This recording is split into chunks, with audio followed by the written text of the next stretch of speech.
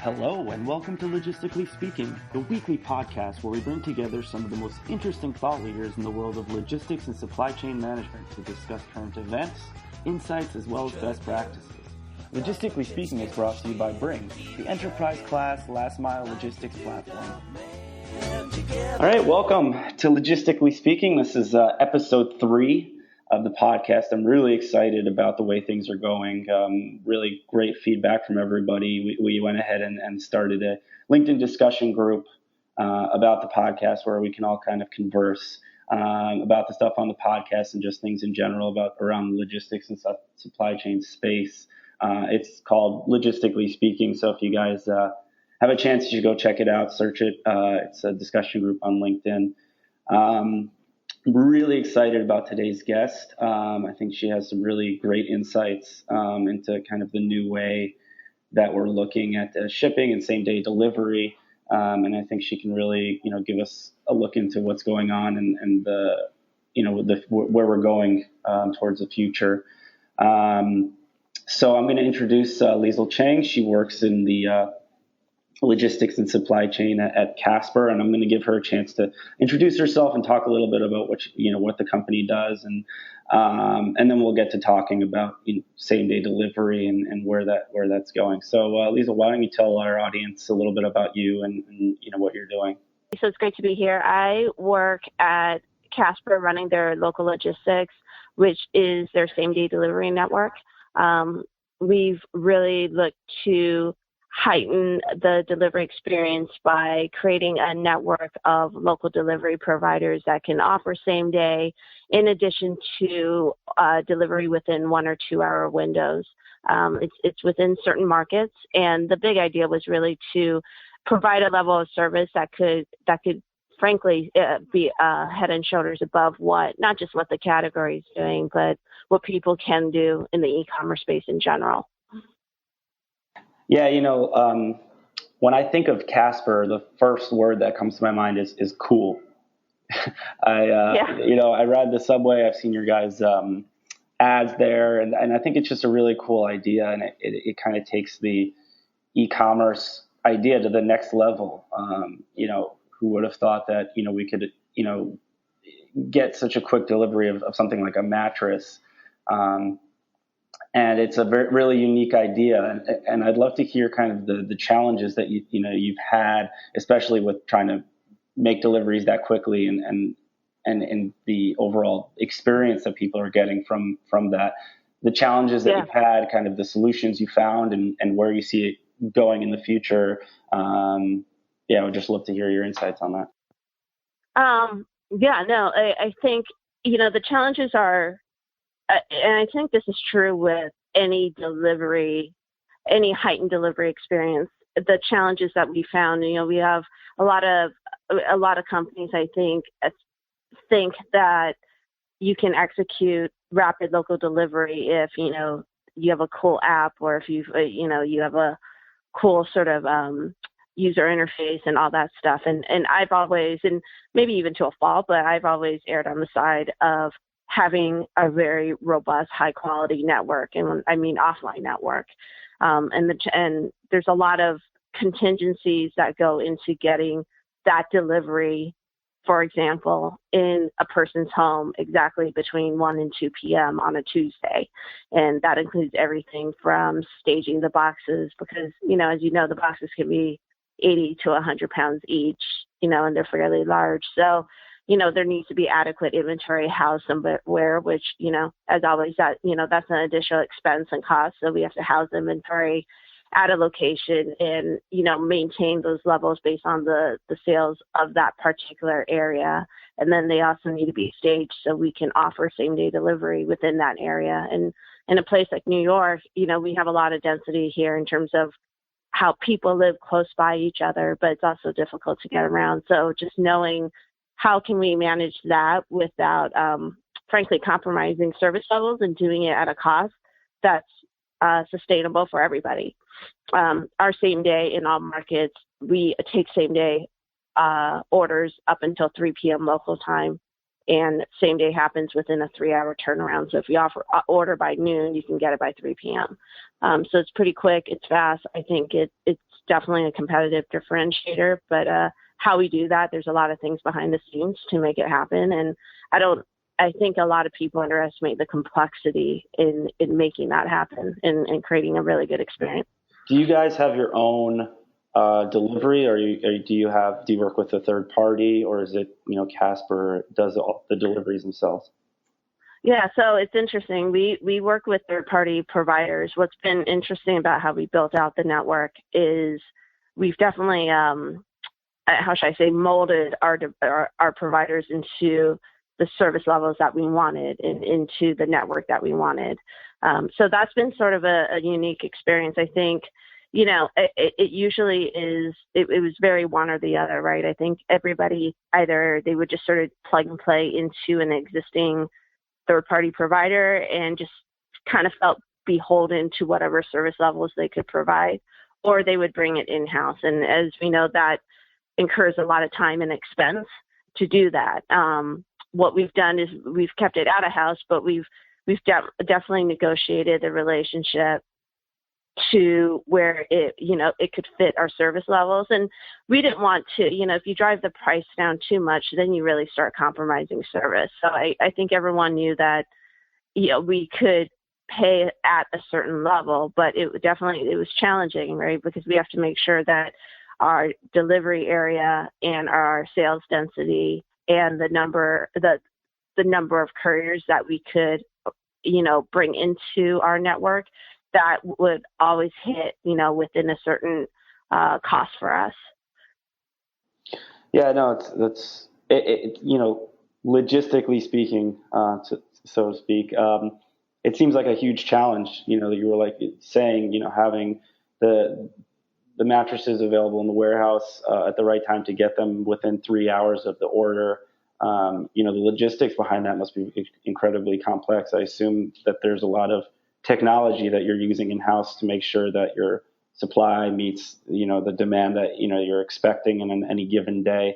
You don't have to talk about specific technologies, but maybe go a little bit about, the types of things you guys are using in order to meet the demand and get those, get the product to the end customer at the right time.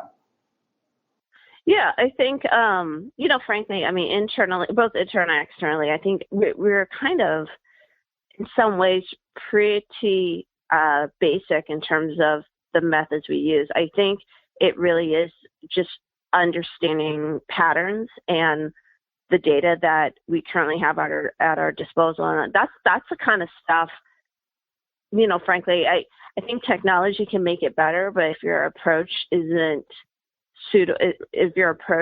accurate, no technology is going to get you, in my opinion, where you need to be. So, for example, I know in every market what percentage of our deliveries are requested for same day and next day. It does, it can vary, and it varies by market. We have some markets that have a much higher percentage of same day and next day deliveries, meaning a very fast 1 and 2 day turnaround. And we have some markets that are much lower.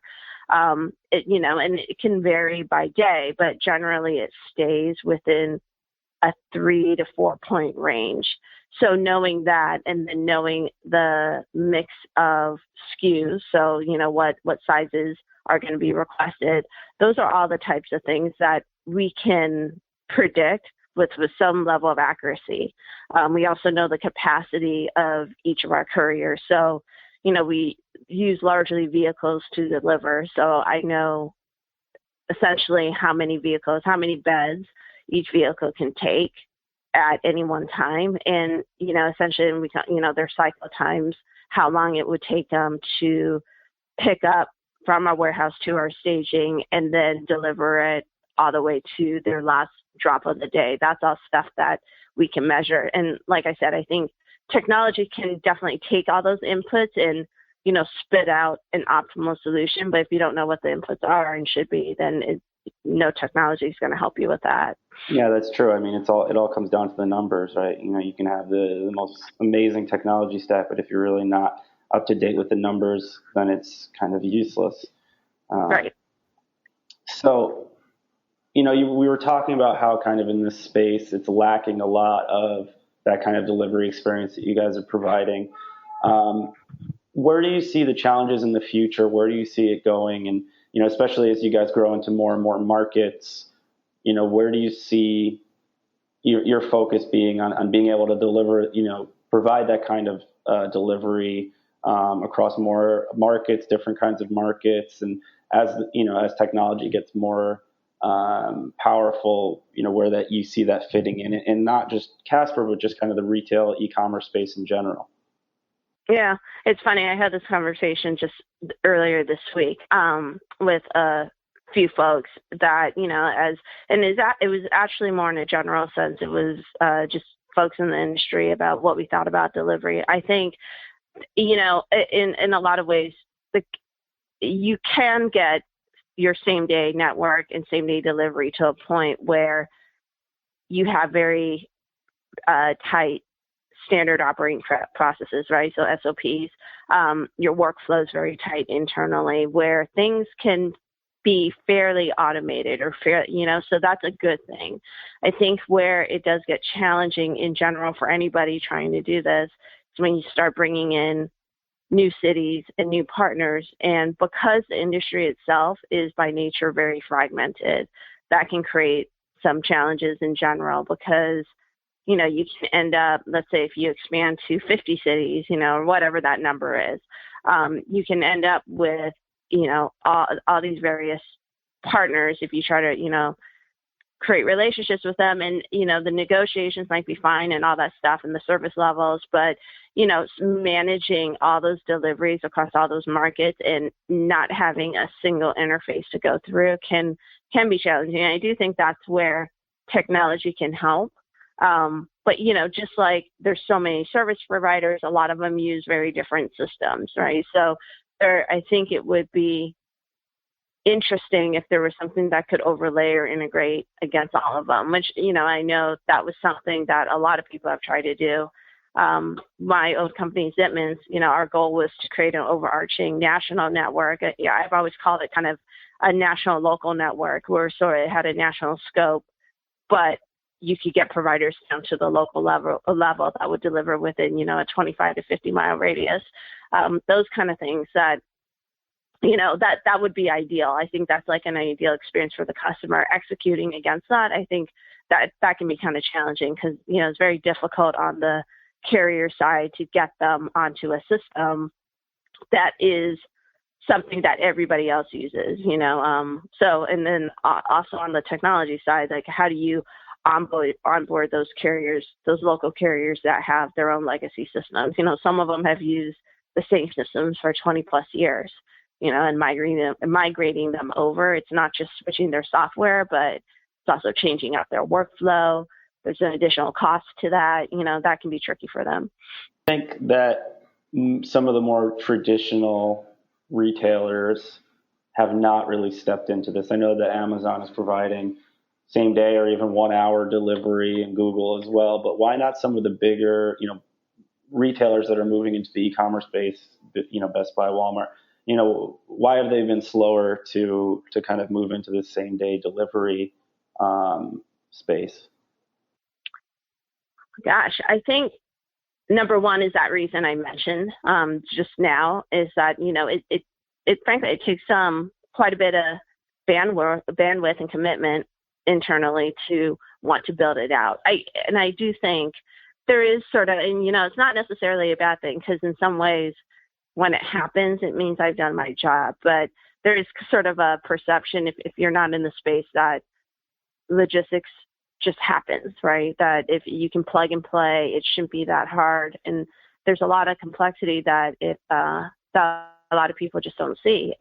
But what I like about that, and I've said this often, that if it should feel so easy to not just our customer service team or customer experience team at Casper, it should feel so easy to them. It should feel so easy to the customer. And when it does that, that's a win, right, for me. But there's a lot of investment behind the scenes to make that happen. So number one, I think, maybe there just isn't that awareness, or maybe they haven't gotten to that level of commitment yet. So I think that's part of it. And, I can't really say. I mean, I think it is, I think there's a lot of focus on doing it. But as we know, even with Amazon, they spend a lot of money trying to build out their Amazon Prime Now network. They invest a lot of cash into making it work.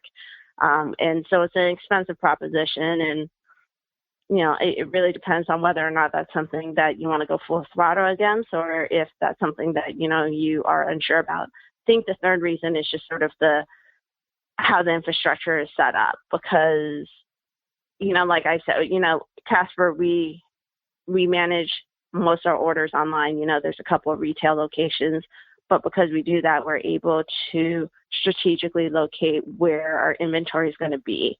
I don't know if old retailers are set up that way. They have brick and mortar retail stores, and then they have very set merchandising locations, or merchandise locations. And so, and not to even mention the amount of SKUs that they have, and we're lucky in that, or I'm lucky rather, that, I deal with right now 6 SKUs of mattresses. It's very clean. It's very simple.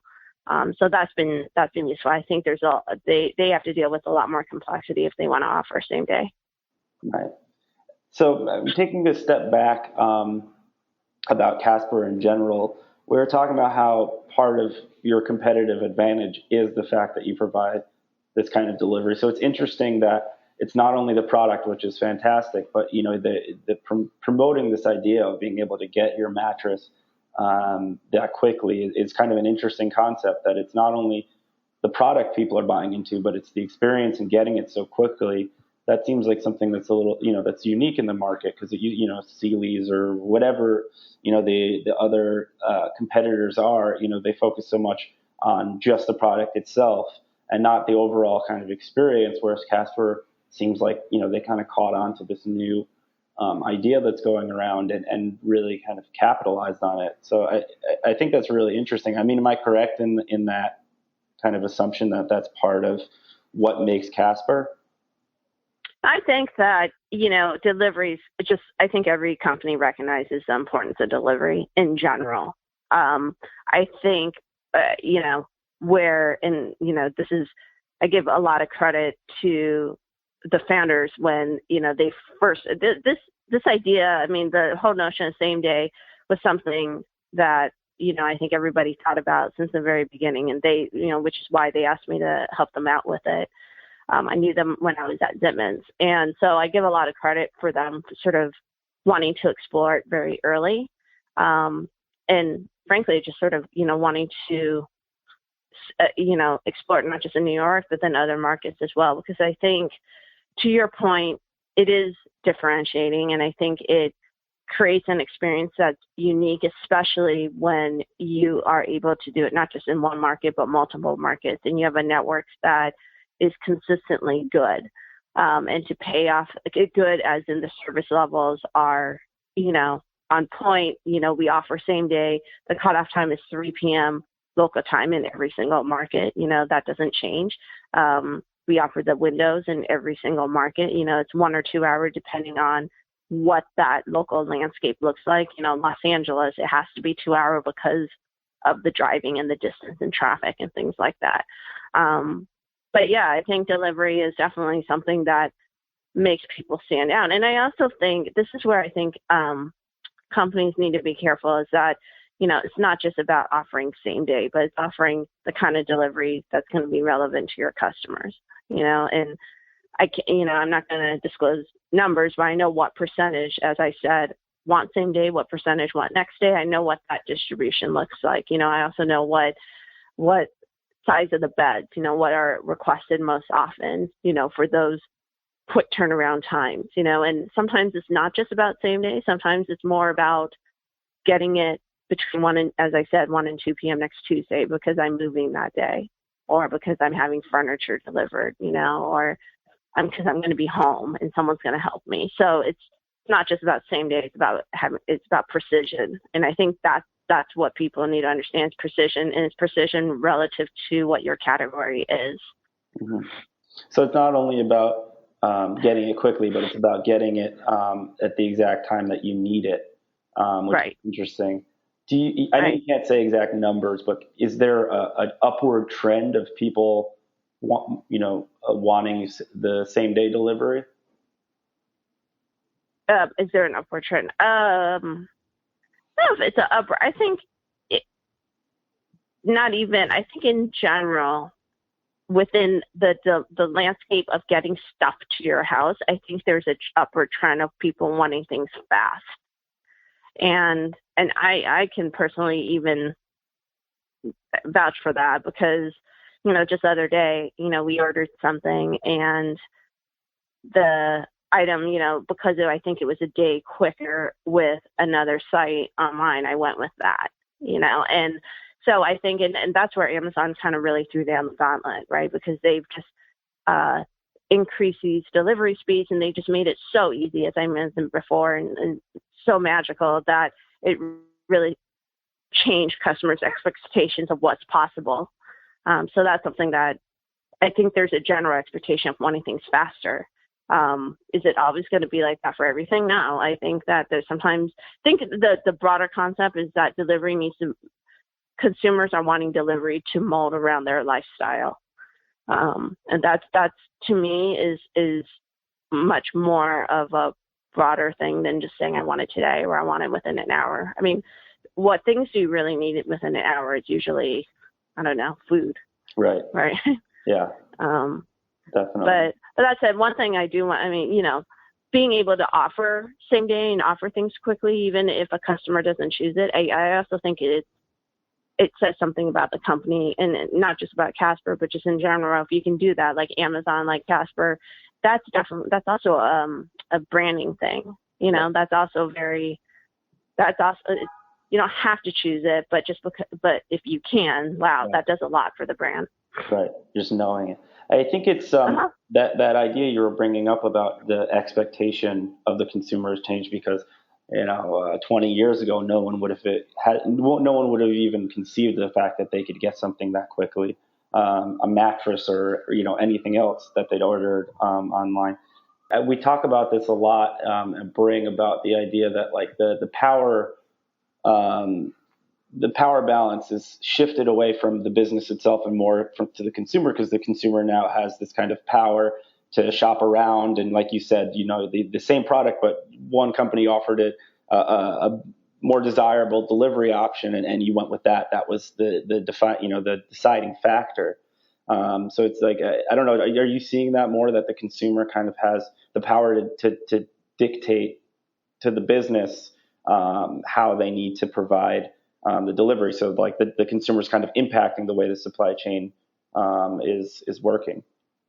Yeah, I think with e-com, that's what's so fascinating about e-commerce to me is, for example, the competitors are your competitors, everyone, if you're an e-commerce company, right? Or if if you're selling things online, like your competitors are anyone in the space, right? Any website or whatever. Beyond that, it's like, even with I was even thinking about Black Friday, 10 years ago, Black Friday was X% of sales, right? And I think they said something like 75%, or I don't know how high it was, but like over 70% of a retailer sales happened on Black Friday in that period up until Christmas. And right now, what we're seeing in general, I think with retail in general, is that number has been spread across a period of a couple of weeks. It doesn't just happen on that day. And the reason is because you can shop conceivably at, 2 a.m. the night before Christmas or whatever, or a couple of days before Christmas. And, it's less about delivery, but it's more just that everything's always open all the time, and so consumers are no longer beholden to just where they can get to within an X mile radius, So I think, to your point, yes, things, they are dictating things. And I think it's more about things sort of wrapping around their schedule. And I've always even said, like, for example, with UPS, every other e-commerce company says, okay, you just bought something from us. Thank you so much. I'll get there in 3 to 5 days. right? And it almost, and right when you see that, it's almost like, oh, okay, like that brand experience just kind of ends, and I don't think it needs to be that way. I don't think it should be that way. I think that experience should be extended all the way to when that thing drops at your front door. So I just bought it and I want it on this day. It doesn't even have to be through a courier or same day delivery provider, but I want it on this day. I think e-commerce would be well served to engineer their delivery network so everything, it gets dropped on that day, whether it's through, it should be a black box, whether it's UPS or FedEx or a local carrier or whoever. Does that make sense? Like it should mold within the customer's life. Yeah, and it does make sense, and it's interesting because companies like Casper, I think, that are coming in are going to put pressure on maybe some of the other other companies to start leveling up and getting, more focused on that. Because like you said, you're losing customers because they have all these options. If they can get a more, specific time for delivery or just in time, especially like you said, around the holidays or something like that, that's going to be more appealing and maybe even, willing to spend more money. I had written about a while ago, and I think it happened this Christmas too, how, Amazon, some of their third-party partners weren't able to get the items that people ordered for Christmas there on time. Yeah. They didn't get their Christmas gifts on Christmas, and that was a big deal. And it kind of speaks to how e-commerce is putting pressure, I think, on kind of traditional models because of, various factors. But it's interesting because I think that even now, and I think a lot of these companies did a lot of preparation, hiring more people, but it still was overwhelming for them. So it's interesting how like the e-commerce space is really turning everything on its head. And it's, we're just getting started. I mean, e-commerce at scale is like just kind of getting, at full scale now. So it's going to be interesting how it continues to play out. Yeah, and I also think this is where, I've seen it firsthand too. I think it's companies' responsibility. There's a difference between promising a service level if you're a UPS or a regional carrier, promising a service level and not delivering, no pun, right? Or not fulfilling that, versus being a company that wants the sky, the moon, and everything else, and making things very unrealistic and expecting things to work out that way, so that's where, and, frankly, I do that every day, when we look at our local delivery networks and we try to figure out, especially when you're looking, I think Zipman's was probably more apt in the space when you look at what's possible within the service area. I think that's where you as a company really need to calibrate, okay, what service level. There's a lot of levers that you can pull to make something possible. So for example, like, okay, is that 3 p.m. for same day delivery a non-negotiable? Yes. So how do we make that happen? But that doesn't mean that we need to offer, 1 hour windows at every hour of the day. Maybe we only offer it in the evenings, and that's, again, you look at the data, where are people really going to want their delivery? Well, by and large, it's going to be evening or mornings right before they go to work, but mainly evenings, especially when you look at larger items or whatnot, right? So you can look at that. You can play with a lot of levers in order to make the service levels high. And I think that's been a mistake with some e-commerce companies out there, is they want everything and the sun, and it just doesn't work. And I've always said too, you can do anything you want to do with money, so anything's possible with money. But so that's where it starts becoming almost like a little bit of a puzzle, where you figure out what are the non-negotiables, and then what do you really want to offer, and then how do you mold that network into something that satisfies customers without costing you an arm and a leg. Right. I think that's really kind of going to be the challenge going forward. It looks like we're Yeah. running out of time. Liesl, I really want to thank you so much for joining us. I think that this was a really great conversation we had. Cool. Yeah, just letting our audience know that you can come to the Logistically Speaking LinkedIn discussion group, and we can talk about this podcast. And would love to get some of your the audience's feedback on everything. But Liesl, thank you so much. Good luck to you with everything, and we really appreciate you on the show. Yeah, I really appreciate your time. Thanks again. Okay, bye bye. Okay, bye.